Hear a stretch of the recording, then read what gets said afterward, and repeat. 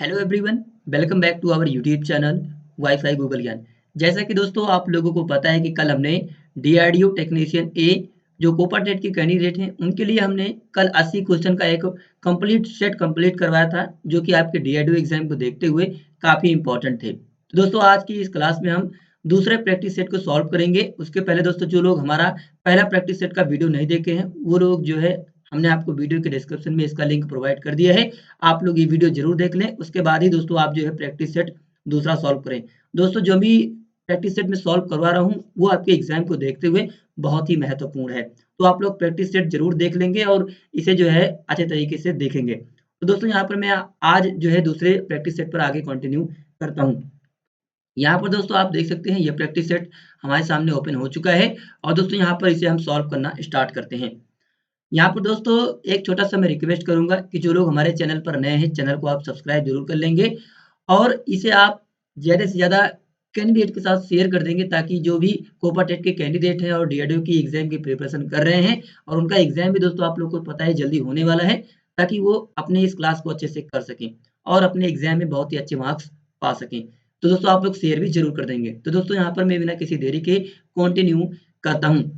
यहाँ पर दोस्तों आप देख सकते हैं जो पहला क्वेश्चन है वो है, पहला सामान्य उद्देश्य के लिए प्रोग्रामेबल इलेक्ट्रॉनिक कंप्यूटर कौन-सा था? इम्पोर्टेंट क्वेश्चन है, हमने आपको कल ही बताया था कि जो ENIAC है सबसे पहले दोस्तों ये कंप्यूटर बनाया गया था जो है गुणा भाग या फिर कैलकुलेटर करने के लिए। तो दोस्तों यहाँ पर इसे आप याद रखेंगे, ENIAC ये जो है कंप्यूटर है, सबसे पहले प्रोग्रामेबल इलेक्ट्रॉनिक कंप्यूटर। दूसरा जो क्वेश्चन है वो है, कंप्यूटर का जनक किसे माना जाता है?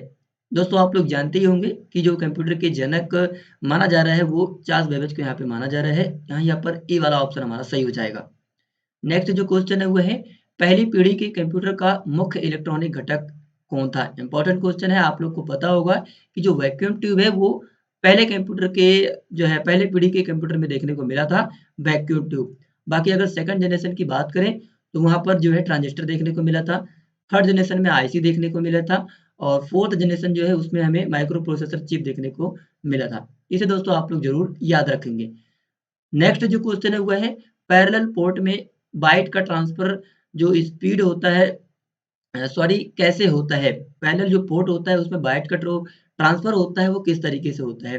कैसे होता है? तो यहाँ पर जो डी वाला ऑप्शन है, एक बार में 8 बिट्स जो है ट्रांसफर होता है पैरेलल पोर्ट में। इसे दोस्तों आप लोग ध्यान में रखेंगे। अगर जो पैरेलल पोर्ट की हम बात करें तो इसमें जो अ, हमारे प्रिंटर वगैरह होते हैं उसमें लगे रहते थे। आप लोगों ने देखा होगा पैरेलल पोर्ट, यदि सर्च किया होगा कभी तो उसमें प्रिंटर वगैरह हमारे कनेक्ट होते थे। नेक्स्ट जो क्वेश्चन है वो है, सीपीयू की आंतरिक पावर सप्लाई यूनिट कौन-सी है? यहाँ पर दोस्तों ये इम्पोर्टेंट क्वेश्चन है, कई लोग यूपीएस लगा देते हैं, लेकिन यहाँ पर हमारा एसएमपीएस वाला ऑप्शन सही होगा कि जो अगर जो एसएमपीएस की फुल फॉर्म की बात करें तो स्विच मोड पावर सप्लाई इसका फुल फॉर्म हो जाएगा और सीपीयू के जो पार्ट लगे होते हैं उनको जो पावर सप्लाई देने का काम होता है वो एसएमपीएस का होता है। बात करें एसएमपीएस के जो पिन होते हैं कितने पिन का होता है, तो ये 20 और 24 दोनों पिन का हो सकता है, जिससे पूरे मदरबोर्ड को सप्लाई प्राप्त होता है। बाकी जो और कंपोनेंट लगे होते हैं, उसको भी ये सप्लाई देता है। तो यहाँ पर ये एसएमपीएस वाला ऑप्शन सही हो जाएगा। नेक्स्ट जो क्वेश्चन है वो है, मदरबोर्ड में आंतरिक स्लॉट का क्या उद्देश्य है? तो दोस्तों यहाँ पर मैं बता दूँ, जो मदरबोर्ड में स्लॉट लगे होते हैं, उसमें हम अपने किसी भी डिवाइस को, चाहे वो आपका कीबोर्ड हो, माउस हो या फिर किसी भी प्रकार का हार्डवेयर डिवाइस हो, तो उसमें उसको कनेक्ट करने के लिए या फिर जब हम उसे कनेक्ट करते हैं स्लॉट में, तो उसे पेरिफेरल डिवाइस बोला जाता है। तो दोस्तों यहाँ पर जो डी वाला ऑप्शन ये सही हो जाएगा, आंतरिक पेरिफेरल को लगाने के लिए। नेक्स्ट जो क्वेश्चन है वो है, डीआईएमएम में कितने पिन्स होते हैं? तो दोस्तों ये इम्पोर्टेंट क्वेश्चन है। जो डीआईएमएम होता है उसमें जो है 168 पिन देखने को मिलता है। बाकी हमने आपको कल एसआईएमएम भी बताया था। उसमें जो पिन होता है दोस्तों उसमें 32 से 72 पिन होता है दोस्तों, इसे आप लोग याद रखेंगे। 32 से 72 पिन जो है देखने को मिलता है। नेक्स्ट जो क्वेश्चन है वो है, ओएस का फंक्शन क्या है? तो दोस्तों अगर जो ओएस की फंक्शन की हम बात करें तो जो ओएस होता है यानी कि ऑपरेटिंग सिस्टम होता है, वो किसी भी डेटा को प्रोसेस करता है, देन उसे सेव भी कर सकते हैं, मेमोरी मैनेजमेंट भी कर सकते हैं, अपने मेमोरी में सेव भी कर सकते हैं। तो यहाँ पर जो ओएस होता है वो प्रोसेस और मेमोरी मैनेजमेंट दोनों जो है ये कार्य करता है इस वाले इन सभी ऑप्शंस को देखते हुए। तो यहाँ पर ये डी वाला ऑप्शन हमारा सही हो जाएगा। नेक्स्ट जो क्वेश्चन है वो है, विंडोज़ में मिनिमाइज़्ड एप्लीकेशन कहाँ रहता है?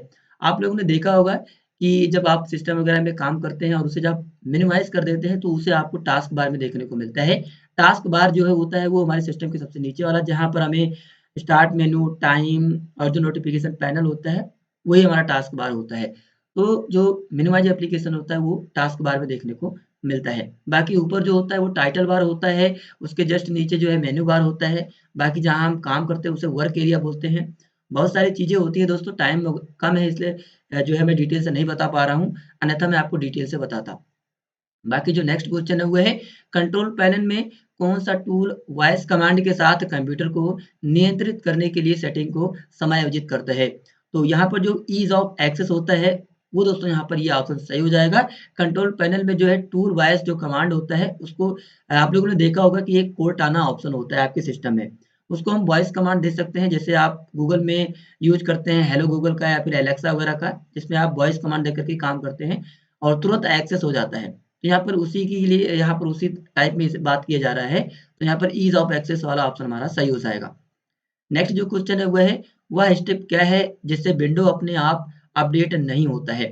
तो दोस्तों यहाँ पर जो आप बी वाला ऑप्शन देख रहे हैं, आप अपने स्टार्ट में जाते हैं, सेटिंग में जाते हैं, देन कंट्रोल पैनल में जाते हैं और उसके बाद सिस्टम इनेबल जो ऑटोमेटिक अपडेट होता है, यदि आप उसे डिसेबल कर देते हैं या फिर ऑटोमेटिक पर नहीं रखते हैं, तो सिस्टम जो है ऑटोमेटिक अपडेट नहीं लेता है। तो दोस्तों यहाँ पर ये हमारा बी वाला ऑप्शन सही हो जाएगा। नेक्स्ट जो क्वेश्चन है वो है क्या करना चाहिए जब पेन ड्राइव दिखाई नहीं पड़ता है? आप लोगों ने देखा होगा कि जब भी आप सिस्टम में पेन ड्राइव वगैरह कनेक्ट करते हैं, तो वहाँ पर पेन ड्राइव शो नहीं होता है। तो उसका रीज़न ये होता है कि कभी-कभी कि आपको डिवाइस मैनेजर में जाना पड़ता है, राइट क्लिक और उसके बाद वहाँ पे यूएसबी रूट हब जो होता है उसे इनेबल वहाँ पर जो है जा कर के इनेबल डिवाइस करना पड़ता है। तो यहाँ पे दोस्तों ये वाला ऑप्शन जो है आप याद रखेंगे। नेक्स्ट जो क्वेश्चन है वो है किस प्रक्रिया का प्रयोग करके ऑप्टिकल डिस्क में डेटा रिकॉर्ड किया जाता है? ऑप्टिकल डिस्क मतलब जो सीडी आता था, जो डीवीडी आता था, उसमें डेटा को रिकॉर्ड करने के लिए बर्निंग प्रोसेस किया जाता है।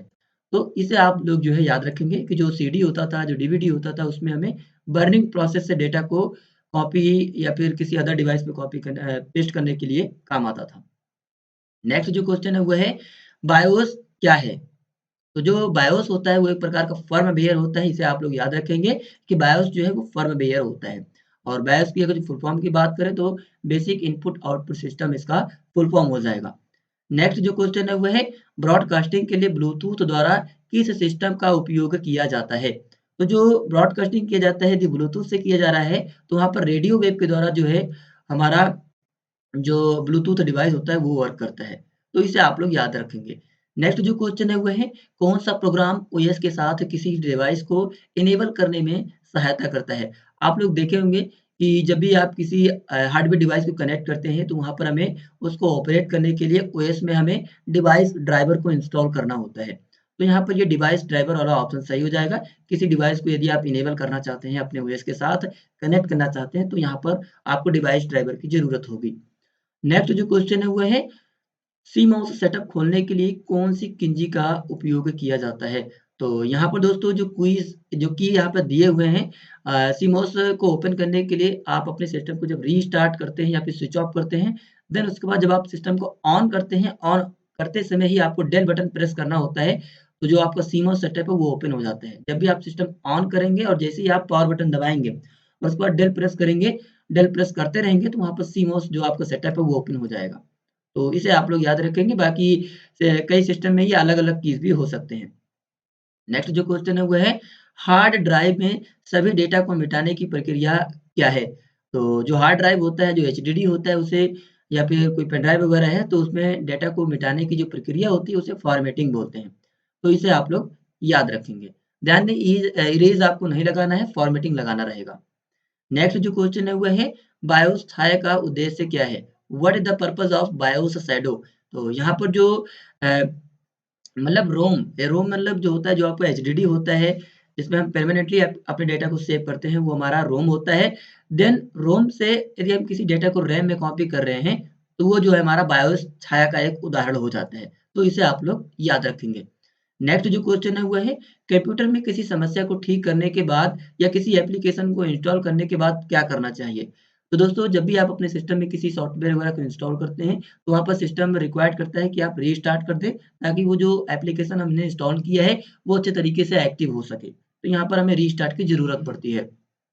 नेक्स्ट जो क्वेश्चन है वो है डॉस में पदानुक्रमित फाइल सिस्टम का नाम क्या है? तो यहाँ पर जो रूट स्ट्रक्चर होता है, यहाँ पर ये वाला ऑप्शन हमारा सही हो जाएगा। नेक्स्ट जो क्वेश्चन है वो है कौन सा डॉस कमांड डायरेक्टरी को डिलीट करने के लिए प्रयोग किया जाता है? हमने आपका जो डॉस का क्लास कंप्लीट करवाया था, आप लोगों ने यदि देखा होगा, तो उसमें हमने आपको बताया था कि आरडी कमांड का यूज़ किया जाता है। आरडी का अगर जो फुल फॉर्म की बात करें तो रिमूव डायरेक्टरी। डायरेक्टरी का यहाँ पर जो सेंस होता है, जो आप अपने सिस्टम में फ़ोल्डर देखते हैं, तो उसी तरीके से डॉस जो होता है उसमें फ़ोल्डर को डायरेक्टरी बोला जाता है। तो इसे आप याद रखेंगे। नेक्स्ट जो क्वेश्चन है वो है डॉस में फ़ाइल का नाम अधिकतम कितने कैरेक्टर का होता है? हमने आपको ये भी क्वेश्चन बताया था कि डॉस में हम अधिकतम कैरेक्टर का जो है 8 कैरेक्टर तो दे सकते हैं जो है किसी फ़ाइल का नेम। तो इसे भी आप याद रखेंगे और ये भी एक क्वेश्चन यहाँ से बनता है कि डॉस में सबसे छोटे फ़ाइल का नाम जो है दिया जाता है 8 कैरेक्टर का डॉस में ही। तो इसे भी आप याद रखेंगे।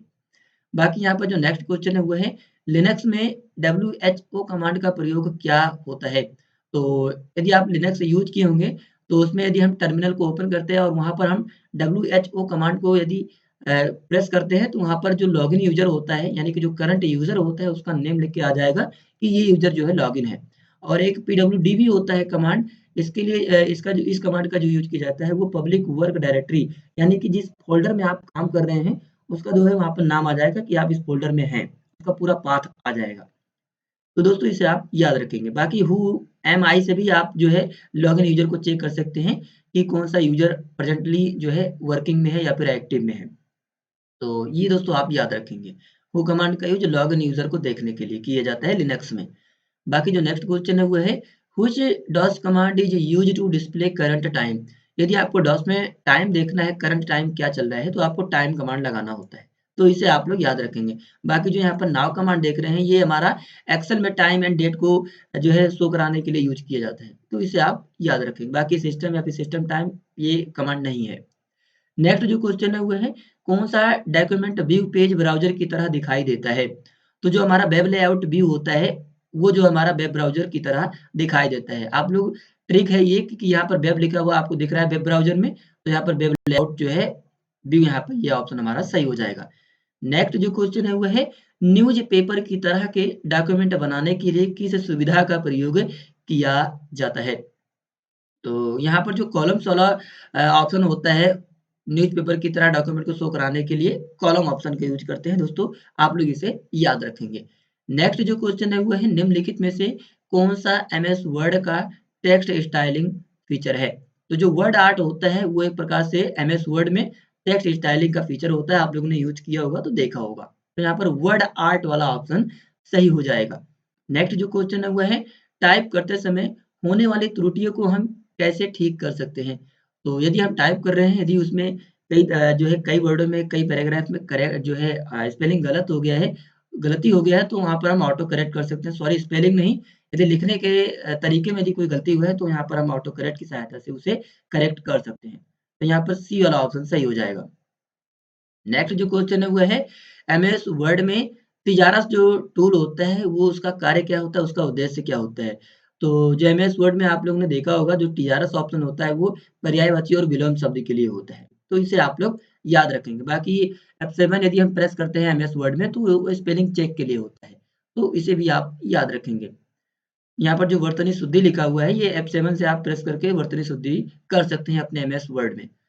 नेक्स्ट जो क्वेश्चन है वो है एक्सेल में A3 और B13 यहाँ पे ये कोलन का सिंबल लगा हुआ है डबल डॉट का, ये आप ध्यान से देखेंगे और B20 C7 लिखा हुआ है। ये जो दोस्तों यहाँ पर दिया हुआ है एक रेंज होता है, यदि आपने एक्सेल में वर्क किया होगा, तो जब भी आप रेंज को सेलेक्ट करते हैं अपने माउस की सहायता से, तो यहाँ पर कुछ इस तरीके से ये सेल एड्रेस का नेम जो है आ जाता है।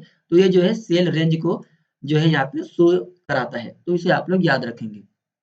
नेक्स्ट जो क्वेश्चन है वो है एमएस एक्सेल में सीट सूचना और प्रविष्टि पॉइंट लोकेशन को प्रदर्शित करने के लिए किस बार का उपयोग किया जाता है? तो स्टेटस बार का जो है दोस्तों यूज़ किया जाता है जब भी आप अपने एक्सेल वगैरह को ओपन किए होंगे या फिर किसी भी एप्लीकेशन को यदि आप ओपन करते हैं, तो वहाँ पर नीचे आपको स्टेटस बार देखने को मिलता है। वहाँ पर किस पेज में है, किस उस एक्सेल शीट में कितने सीट हैं, सारी चीज़ों को जो है देखने को मिलता है हमें स्टेटस बार में। तो इसे आप लोग ध्यान में रखेंगे। बाकी जो स्क्रॉल बार होता है, हम जो यहाँ पर ये आप देख रहे हैं हॉरिज़ॉन्टल वाला या फिर नीचे ऊपर करते हैं, तो वहाँ पर जो ऊपर नीचे कर रहे हैं ये स्क्रॉल बार के अंतर्गत आता है और यहाँ पर जो ये टाइटल बार दिख रहा है जब भी आप किसी एप्लीकेशन को ओपन करते हैं, उस एप्लीकेशन कौन-सा एप्लीकेशन आपने ओपन किया है वो आपको टाइटल बार में देखने को मिलता है। बाकी रूलर जो होता है आप लोगों ने ओपन किया होगा तो जो ऊपर स्केलिंग टाइप में दिखता है आपको मतलब एक तो टॉप में देखने को मिलता है, एक लेफ्ट में देखने को मिलता है।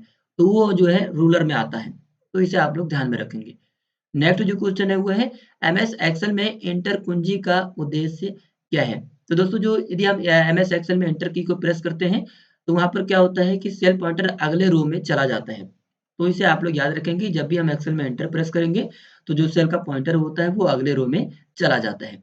नेक्स्ट जो क्वेश्चन है वो है एमएस एक्सेल में कौन-सा विकल्प कुछ शर्तों को पूरा करने वाली पंक्तियों को प्रदर्शित करने के उपयोग में आता है? तो यहाँ पर जो फ़िल्टर वाला ऑप्शन होता है, इसका यूज़ करके हम चाहते हैं कि जैसे हमारे पास कई अ, तरीके के रिकॉर्ड हैं। यदि हम किसी एक टाइप के डेटा में फ़िल्टर लगाना चाहते हैं, तो हम फ़िल्टर लगा सकते हैं और यहाँ पर जो है हमारा बी वाला ऑप्शन सही हो जाएगा। नेक्स्ट जो क्वेश्चन है वो है पावर पॉइंट में किस विकल्प के प्रयोग से स्वतः प्रेजेंटेशन तैयार होता है?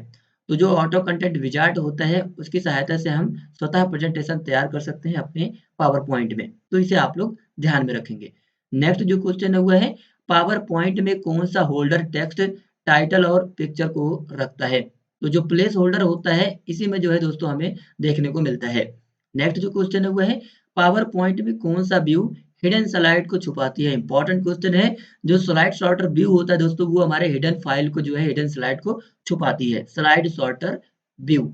नेक्स्ट जो क्वेश्चन है वो है एक्सेस में ओएलई का विस्तार क्या है? दोस्तों यहाँ पर जो ए वाला ऑप्शन हमारा है ऑब्जेक्ट लिंकिंग एंड एम्बेडिंग जो होता है वो एएलई का पूर्ण रूप होता है। दोस्तों मैं एक चीज़ आपको बताना चाहता हूँ, यदि आप डीआरडीओ एग्ज़ाम की प्रिपरेशन कर रहे हैं और यदि आपका ट्रेड कोपा है और आप कोई बुक या फिर कोई एमसीक्यू वाला बुक खरीदना चाहते हैं, यदि परचेज़ करना चाहते हैं, तो दोस्तों हमने 34 चैप्टर का पूरा कलेक्शन करके एक बुक रेडी किया है मात्र ₹35 में। यदि आप उसे परचेज़ करना चाहते हैं, तो वीडियो के डिस्क्रिप्शन में मैंने उसका लिंक प्रोवाइड कर दिया है। आप उसे परचेज़ ज़रूर कर लेंगे और इन बचे हुए 6 से 8 7 दिनों में आप उसे पढ़ करके अपने डीआरडीओ एग्ज़ाम में बहुत अच्छा मार्क्स प्राप्त कर सकते हैं आप अपने ट्रेड में, तो उसे आप ज़रूर परचेज़ कर लेंगे। बाकी दोस्तों ये जो मैं प्रैक्टिस सेट आपको ये करवा रहा हूँ, इसका भी लिंक जो है दोस्तों हमने प्रोवाइड कर दिया है, बिल्कुल फ्री में आप इसे डाउनलोड कर सकते हैं। नेक्स्ट जो क्वेश्चन है वो है हमारा कौन-सा ऑब्जेक्ट संबंधित डेटा के बारे में जानकारी संग्रहित करती है? तो यहाँ पर जो टेबल डेटा होता है, वो दोस्तों यहाँ पर हमारा ऑप्शन सही हो जाएगा। नेक्स्ट जो क्वेश्चन है वो है एक्सेस में इनपुट मार्क प्रतीक जो हच वाला सिंबल होता है क्या अनुमति देता है? तो यहाँ पर जो हच सिंबल होता है वो हमारा 0 टू 9 एंड जो सिंबल्स होते हैं हमारे मैथमेटिकल वाले उनके साथ जो है ये प्रिडिक्ट होता है। तो इसे आप लोग ध्यान में रखेंगे। इनपुट मार्क जो हैश वाला सिंबल होता है। नेक्स्ट जो क्वेश्चन है वो है एक्सेस में निम्नलिखित कौन-सा समय फॉर्मेट सही है? तो यहाँ पर यदि एक्सेल की बात करें एक्सेस में यदि हम बात करें तो पहले हमें हावर्स देखने को मिलता है, मिनट उसके बाद सेकंड, उसके बाद एएम, पीएम जो होता है। यहाँ पर दोस्तों जो ये आप कोलन वाला सिंबल देख रहे हैं इसे आपको ज़रूर ध्यान में रखना होगा और यहाँ पर जो ये फॉर्मेट हावर, मिनट और सेकंड का है इसे आप लोग ध्यान में रखेंगे। बाकी इनमें देखेंगे तो एक ही सिंबल एक ही जो डॉट देखने को मिल रहा है। बाकी यहाँ पर डैश लिखा हुआ है ये भी फॉर्मेट सही नहीं है और ये भी फॉर्मेट सही नहीं है। एक्सेस में जो है दोस्तों यहाँ पर कोलन लिखा हुआ हमें देखने को मिलेगा। तो यहाँ पर ए वाला ऑप्शन सही हो जाएगा। बाकी दोस्तों यहाँ पर जो ईएफटी लिखा हुआ है, इसकी अगर जो फुल फॉर्म की बात करें तो इलेक्ट्रॉनिक फंड ट्रांसफर हो जाएगा। बाकी एक एनईएफटी भी पूछता है, तो इसकी अगर जो फुल फॉर्म की बात करें तो नेशनल इलेक्ट्रॉनिक फंड ट्रांसफर जो है इसका फुल फॉर्म हो जाएगा। ये भी दोस्तों कई बार पूछा गया है आपके एग्ज़ाम में। तो इसे दोनों इन दोनों जो है आपको याद रखना होगा इनके फुल फॉर्म को। नेक्स्ट जो क्वेश्चन है वो है किसी भी 2 नेटवर्क सिस्टम के बीच डेटा संचार को समझने के लिए एक रेफरेंस टूल कौन-सा है? तो यहाँ पर जो एएसआई मॉडल होता है, हमने आपको कल ही इसके बारे में बताया था कि यदि आप किसी 2 नेटवर्क के सिस्टम के डेटा के संचार को यदि समझना चाहते हैं, तो वहाँ पर जो डेटा एक स्थान से दूसरे स्थान पर परिवर्तित हो रहा है, ट्रांसफर हो रहा है, उसके लिए दोस्तों यहाँ पर जो एएसआई मॉडल होता है, वो 7 लेयर में बँटा हुआ होता है और उसी के थ्रू जो है पूरा ये कंप्लीट होता है। तो यहाँ पर हमने आपको कल बताया था, अगर जो एएसआई की फुल फॉर्म की बात करें, तो इसका जो फुल फॉर्म हो जाता है, वो हो जाता है हमारा ओपन सिस्टम इंटरकनेक्शन इसका फुल फॉर्म हो जाता है। बाकी दोस्तों यहाँ पर हमने आपको बताया था कि आपको ओएसआई की 7 लेयर को कैसे याद करना है, हमने आपको एक ट्रिक बताया था ऐप स्टैंड और लास्ट में पी। ऐप स्टैंड पी आप लोग इसे याद रखेंगे। अगर जो बात करें नेम की, तो एपी से हो जाएगा एप्लीकेशन लेयर, पी से हो जाएगा प्रेजेंटेशन लेयर, और एस से हो जाएगा सेशन लेयर, टी से हो जाएगा हमारा ट्रांसपोर्ट लेयर, और यहाँ पर ए से एंड हो जाएगा, और एन से हमारा नेटवर्क लेयर हो जाएगा, और यहाँ पर जो डी वाला देख रहे हैं आप डेटा लिंक लेयर हो जाएगा, और लास्ट में जो है और स्टार्टिंग में हमें फिजिकल लेयर देखने को मिलता है। यदि कोई पूछता है कि ओएसआई लेयर में पहला जो लेयर होता है वो कौन सा होता है, तो हम जनरली बता सकते हैं कि फिजिकल लेयर होता है। तो इसे आप लोग ध्यान में रखेंगे। ये दोस्तों यहाँ से 1 नंबर आपको देखने को मिल सकता है आपके डीआरडीओ एग्ज़ाम में, तो इसे आप लोग ध्यान में रखेंगे। नेक्स्ट जो क्वेश्चन है वो है, निम्न में से कौन-सा केबल प्रकाश तरंगों के रूप में संदेश प्रसारित करता है? तो जो ऑप्टिकल फाइबर केबल होता है, उसी के माध्यम से हम प्रकाश तरंगों में अपने डेटा को सेंड करते हैं। तो यहाँ पर ये हमारा ऑप्टिकल फाइबर केबल वाला ऑप्शन सही हो जाएगा। नेक्स्ट जो क्वेश्चन है वो है, कौन-सी डिवाइस डेटा लिंक लेयर के साथ कई नेटवर्क सेगमेंट को जोड़ती है? तो जो ब्रिज होता है वो हमारे अ, कई डेटा लिंक को एक साथ जो है नेटवर्क के साथ जोड़ती है। तो यहाँ पर ये ब्रिज वाला ऑप्शन सही हो जाएगा। बाकी जो नेक्स्ट क्वेश्चन है वो है, और यहाँ पर आपको स्विच देखने को मिल रहा है। यदि हम जो है कई सारे डिवाइसेस को एक साथ कनेक्ट करना चाहते हैं, तो हम स्विच के माध्यम से कनेक्ट कर सकते हैं। बाकी हब का भी जो यहाँ पर देख रहे हैं आप, हब का भी यही कार्य होता है कि कई सारे डिवाइसेस को, कई सारे पीसी को आप एक साथ हब के माध्यम से कनेक्ट कर सकते हैं। बाकी जो ये आप राउटर देख रहे हैं, ये भी एक प्रकार का जो है अ कनेक्शन करने के काम में आता है। यदि आप लोग जो है सिस्को पैकेट ट्रेसर वगैरह पढ़े होंगे, तो वहाँ पर आपको राउटर देखने को मिला होगा। नेक्स्ट क्वेश्चन है वो है, category 5 unshielded twisted pair cable का कौन-सा एक स्टैंडर्ड कनेक्टर है? मोस्ट इम्पोर्टेंट क्वेश्चन है, यहाँ पर जो RJ45 होता है, इसे दोस्तों आप लोग याद रखेंगे। ये मोस्ट इम्पोर्टेंट क्वेश्चन है, category 5 unshielded twisted pair cable का कौन-सा एक स्टैंडर्ड कनेक्टर है? तो यहाँ पर ये RJ45 वाला ऑप्शन सही हो जाएगा। और यहाँ पर आरजे की फुल फॉर्म की बात करें तो ये रजिस्टर्ड जैक इसका फुल फॉर्म हो जाएगा। नेक्स्ट जो क्वेश्चन है वो है, ओएसआई मॉडल में कौन सी परत एंड यूजर के बीच डेटा स्थानांतरित करती है? हमने आपको कल ही बताया था कि जो ट्रांसपोर्ट लेयर होता है वो जो है यहाँ पे ये वर्क में आता है। तो ये डी वाला ऑप्शन हमारा सही हो जाएगा। नेक्स्ट जो क्वेश्चन है वो है, निम्न में से कौन-सा प्राथमिक स्टोरेज डिवाइस है? तो जो डी रैम होता है, रैम का चाहे डी रैम हो या फिर डी रैम के जितने भी पार्ट होते हैं, वो एक प्रकार से प्राथमिक स्टोरेज के अंतर्गत आते हैं। बाकी जो हमारा एचडीडी होता है वो जो है सेकेंडरी स्टोरेज के अंतर्गत आता है। हम सेकेंडरी स्टोरेज में हम डाटा को परमानेंटली सेव कर सकते हैं और अपनी जो है मर्ज़ी के हिसाब से जब हम चाहें तब उसे डिलीट भी कर सकते हैं। तो यहाँ पर यदि प्राथमिक स्टोरेज की बात करें तो जो डीरैम होता है यानी कि डायनामिक रैंडम एक्सेस मेमोरी जो होता है, वो हमारा प्राथमिक स्टोरेज डिवाइस के अंतर्गत आता है। मोस्ट इम्पोर्टेंट क्वेश्चन है, what size is A4 paper? तो जो ए4 साइज़ का पेपर होता है उसकी साइज़ क्या होती है? तो 297 mm गुणे 210 mm होता है। ये दोस्तों आप लोग याद रखेंगे, मोस्ट इम्पोर्टेंट क्वेश्चन है। ए4 साइज़ का जो साइज़ होता है 297 गुणे 210 mm में होता है। नेक्स्ट जो क्वेश्चन है वो है, एचटीएमएल में फॉर्म का क्या उपयोग है? इम्पोर्टेंट क्वेश्चन है। आप लोग यदि एचटीएमएल में वर्क किए होंगे और वहाँ पर यदि आप लोगों ने कोडिंग किया होगा, यदि आपने वेब पेज तैयार किया होगा, सॉरी वेब पेज कह रहे हैं, यदि आपने कोई फॉर्म वगैरह तैयार किया होगा, तो वहाँ पर जो फॉर्म टैग होता है, उसका यूज़ जो है दोस्तों, मैं आपको बता दूँ इम्पोर्टेंट चीज़ है। जो फॉर्म टैग का यूज़ किया जाता है ना, वो इसलिए किया जाता है यदि आपने कोई फॉर्म तैयार किए है एचटीएमएल की सहायता से, यदि आप उसमें डेटा को सेव करना चाहते हैं, तो आपको जो है एचटीएमएल के जस्ट एचटीएमएल जो होता है, वहाँ पर हमें स्टार्टिंग में और एंड में फॉर्म टैग को लगाना होता है, और उसे फॉर्म टैग को स्टार्टिंग में यदि लगा रहे हैं, तो फॉर्म टैग को क्लोज़ भी करना होता है, और यदि हम इस टैग का यूज़ नहीं करते हैं, तो हम अपने फॉर्म में डेटा को सेव नहीं कर सकते हैं, वहाँ पर डेटा को इनपुट नहीं करा सकते हैं। तो वहाँ पर हमें फॉर्म की ज़रूरत पड़ेगी। तो इसलिए हम फॉर्म टैग का जो है फॉर्म टैग का यूज़ करेंगे। तो यहाँ पर डेटा को सर्वर को भेजने के लिए जो है हम फॉर्म टैग का यूज़ करते हैं। तो इसे आप लोग ध्यान में रखेंगे। नेक्स्ट जो क्वेश्चन है वो है, सेल पैडिंग को बढ़ाने का क्या अर्थ होता है? तो यहाँ पर अगर जो हम बात करें सेल पैडिंग की, तो सेल और कंटेंट के बीच की दूरी को जो बढ़ाना होता है वो सेल पैडिंग कहलाता है। यहाँ पर दोस्तों हमने एक एग्ज़ाम्पल लिया हुआ है, एक बॉक्स है हमारे सामने और यहाँ पर हमने एबीसी लिख रखा है, और यहाँ पर जो आप एबीसी और इस बॉक्स के बीच में ये जो आप खाली स्पेस देख रहे हैं ना, इसे ही हम सेल पैडिंग बोलते हैं। तो यहाँ पर इसी तरीके से जो सी वाला ऑप्शन आप देख रहे हैं, सेल और कंटेंट के बीच, ये सेल है हमारा और ये कंटेंट है। इनके बीच की दूरी को बढ़ाना या घटाना ये हमारा सेल पैडिंग कहलाता है। तो इसे आप लोग याद रखेंगे। नेक्स्ट जो क्वेश्चन है वो है, कौन सी प्रोग्रामिंग भाषा का सिंटैक्स जावास्क्रिप्ट सिंटैक्स को प्रभावित करता है? तो जो हमारा जावास्क्रिप्ट होता है और जो सी लैंग्वेज होता है, दोनों दोस्तों मैच करते हैं और उनसे जो है एक-दूसरे से ये जो है इन्फ्लुएंस भी करते हैं। तो इसे आप लोग ध्यान में रखेंगे। नेक्स्ट जो क्वेश्चन है वो है सिस्टम डेवलपमेंट लाइफ साइकिल का प्रथम चरण कौन-सा है? तो यदि हम सिस्टम डेवलप कर रहे हैं किसी प्रकार का तो हमें प्लानिंग करना इम्पोर्टेंट होता है हमारे लिए। सबसे पहले हमें प्लानिंग ही करना होता है। तो यहाँ पर जो है प्रथम चरण जो होता है हमारा वो प्लानिंग करने का होता है। आप लोगों ने देखा होगा जनरली किसी भी काम को यदि करते हैं तो प्लानिंग ज़रूरी होता है उस काम को करने से पहले। तो यहाँ पर ये प्लानिंग वाला ऑप्शन सही हो जाएगा। नेक्स्ट जो क्वेश्चन है वो है जावास्क्रिप्ट का मुख्य उद्देश्य क्या है? इम्पोर्टेंट क्वेश्चन है, जो है क्लाइंट साइड वैलिडेशन इम्पोर्टेंट होता है जावास्क्रिप्ट का जो मुख्य उद्देश्य होता है वो क्लाइंट साइड के तरफ जो है वैलिडेशन होना इम्पोर्टेंट होता है। तो इसे आप लोग ध्यान में रखेंगे। नेक्स्ट जो क्वेश्चन है वो है जावास्क्रिप्ट में कौन-सा डेटा टाइप ट्रू और फॉल्स वैल्यू को रिटर्न करता है? मोस्ट इम्पोर्टेंट क्वेश्चन है दोस्तों जो बूलियन टाइप जो होता है वो हमारा ट्रू एंड फॉल्स वैल्यू को रिटर्न करता है। ये आप लोग याद रखेंगे जावास्क्रिप्ट में। नेक्स्ट जो क्वेश्चन है वो है कौन-सा ओपन सोर्स सॉफ्टवेयर क्लाइंट से सर्वर पर अपलोड करने के लिए या फिर सर्वर से क्लाइंट में अप डाउनलोड करने के लिए उपयोग किया जाता है? मोस्ट इम्पोर्टेंट क्वेश्चन है जो फाइलज़िला होता है दोस्तों, वो ये है एक प्रकार का ओपन जो है सोर्स सॉफ्टवेयर होता है, बिल्कुल इसे हम फ्री में यूज़ कर सकते हैं। सर्वर से जो है क्लाइंट से सर्वर पर और सर्वर से क्लाइंट तक डाउनलोड करने के लिए और अपलोड करने के लिए। यहाँ पर ये फाइलज़िला वाला जो यहाँ पर दिख रहा है ऑप्शन ये सही हमारा हो जाएगा।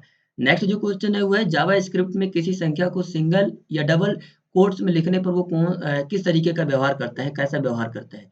तो यदि हम जावास्क्रिप्ट में डबल कोट के अंतर्गत यदि डेटा को किसी भी डेटा नंबर को लिखते हैं, तो वहाँ पर वो स्ट्रिंग तरीके से व्यवहार करता है। एक प्रकार से वो कोटेशन टाइप में व्यवहार करता है। यदि हम जैसे कोट वगैरह लिखते हैं, तो उस तरीके का ये व्यवहार करता है। तो यहाँ पर ये स्ट्रिंग वाला ऑप्शन सही हो जाएगा। नेक्स्ट जो क्वेश्चन है वो है किस कीवर्ड का उपयोग प्रोजेक्ट स्कोप में वेरिएबल घोषित करने के लिए किया जाता है? तो यहाँ पर ये पब्लिक वाला जो कीवर्ड होता है, वो वेरिएबल घोषित करने के लिए किया जाता है। तो इसे आप लोग ध्यान में रखेंगे। नेक्स्ट जो क्वेश्चन है वो है वीवीए में कीवर्ड्स का दूसरा नाम क्या होता है?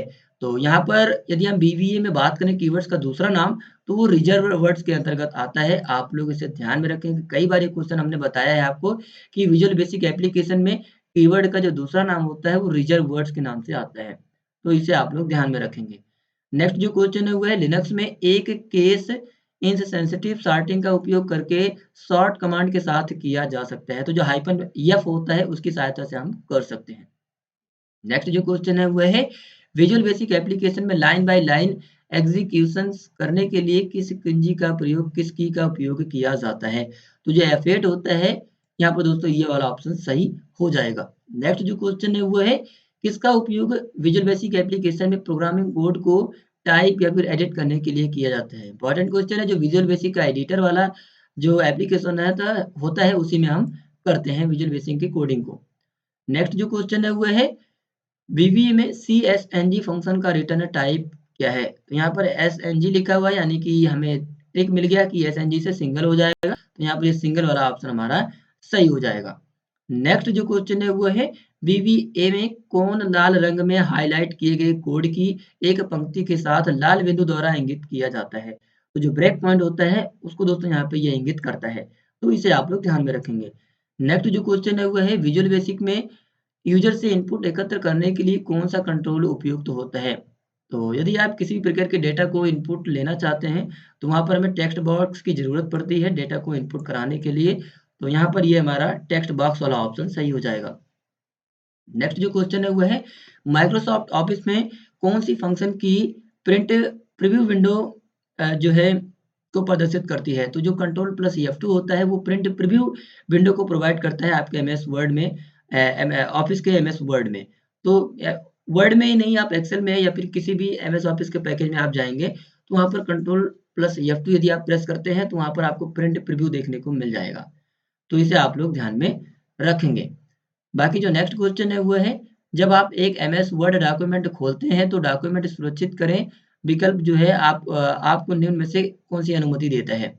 तो यदि आप यहाँ पर ये वाला जो आप ऑप्शन देख रहे हैं, यह नियंत्रित करें कि लोग फ़ाइल में किस प्रकार के परिवर्तन कर सकते हैं। तो यहाँ पर ये वाला ऑप्शन हमारा सही हो जाएगा।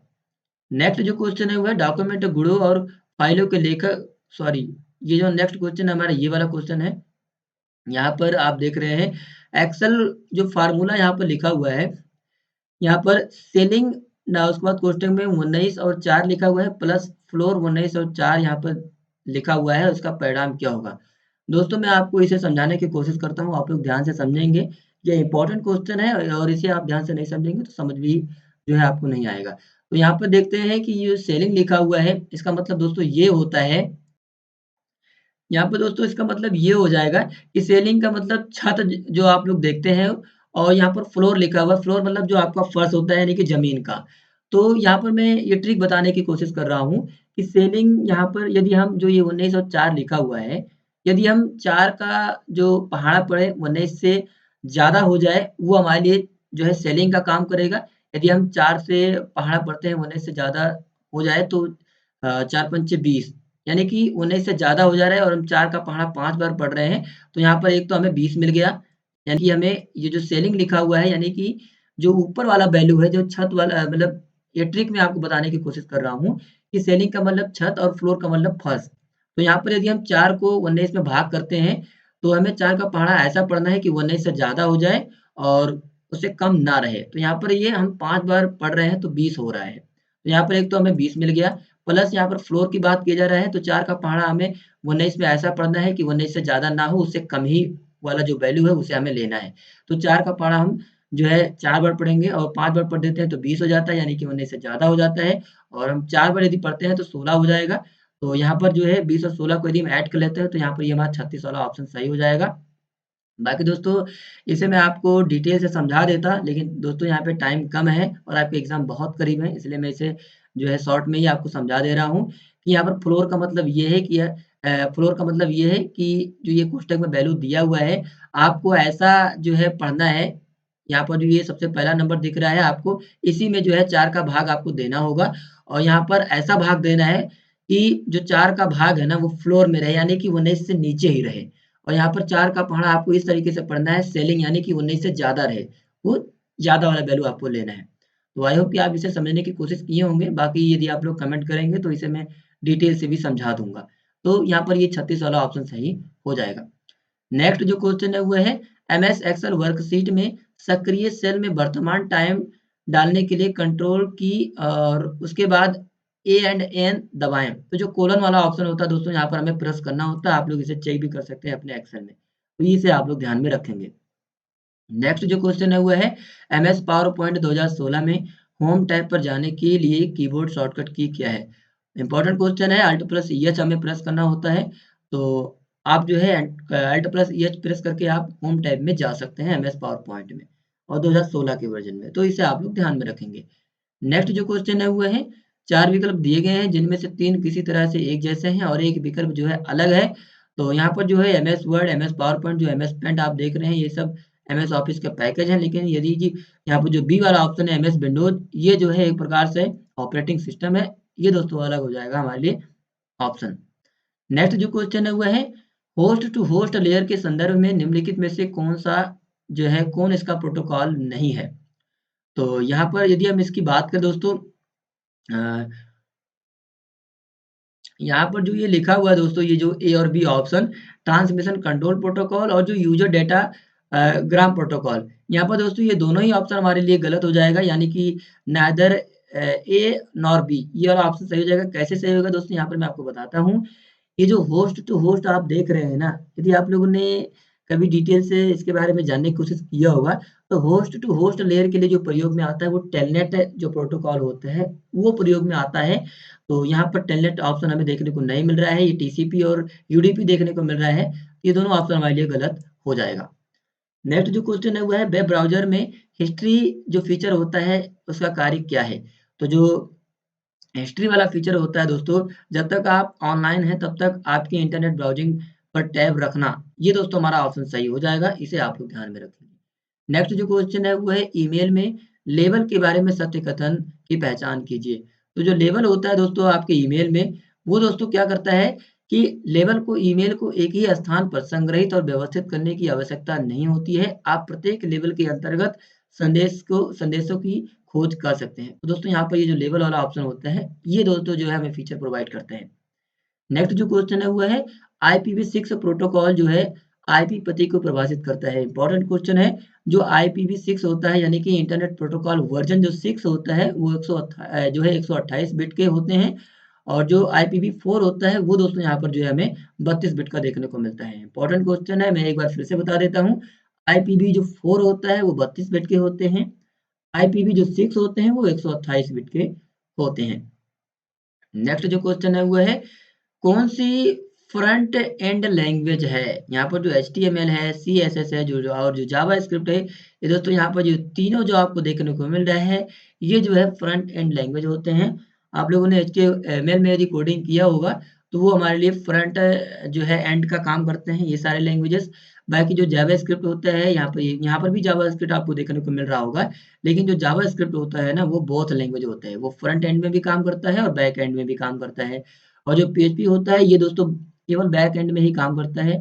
और यहाँ पर जो ये आप बैक एंड का देख रहे हैं ना, बैक एंड का मतलब ये होता है कि यदि आपने HTML में कोई वेब पेज क्रिएट किया और वहाँ पर यदि मान लेते हैं आपने फॉर्म क्रिएट किया, तो यदि फॉर्म में आप किसी भी प्रकार के डेटा को भर मैं एक अच्छा एग्जांपल आपको बताता हूँ, बहुत आसान लगेगा।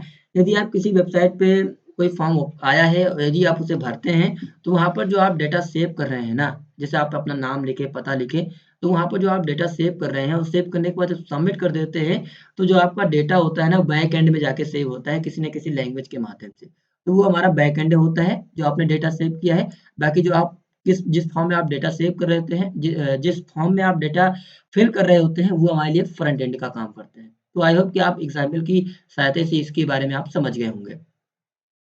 बाकी जो नेक्स्ट क्वेश्चन है वो है निम्नलिखित में से कौन सा गलत है। तो यहाँ पर जो आप देख रहे हैं फर्स्ट जो सेकंड वाला जो है यहाँ पर माइक्रो नैनो सिम कार्ड का आकार बराबर होता है।